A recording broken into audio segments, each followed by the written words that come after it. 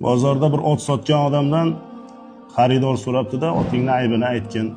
Men qassobman, aybi bo'lsa ayt desa, ot egasi otimni o'pkasi teshik deb javob beribdi. Haligi odam otni olib borib so'yib qarabdi qassob ekan. Qarasa haqiqatan ham o'pkasi teshik. Hayron qolibdi. Oradan bir oycha vaqt o'tib ot egasini ko'rib qolibdi. Birodar, avliyomisan nima?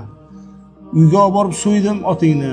Qarasam haqiqatan ham o'pkasi teshik ekan. Qayerdan bilding?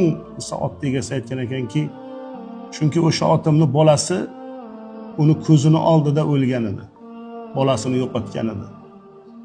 Zero bu dunyoda farzand dog'ini ko'rgan mavjudot borki, uni ichi butun bo'lmaydi deb javob bergan ekan. Hayvonni ham ayirmasin bolasidan. Aylanaygin ko'zlaridan, jonasidan. Falaklarga o't ketmasin nolasidan, o odamlar. Bolalarni o'ldirmanglar.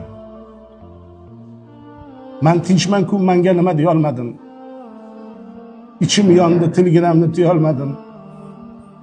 Nasroniymi, musulmonmi bilolmadim. O odamlar. Bolalarni o'ldirmanglar.